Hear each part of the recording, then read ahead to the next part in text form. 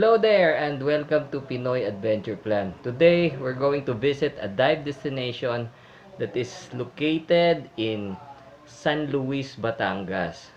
Anyway, San Luis is one of the coastal municipality along the stretch of Balayan Bay.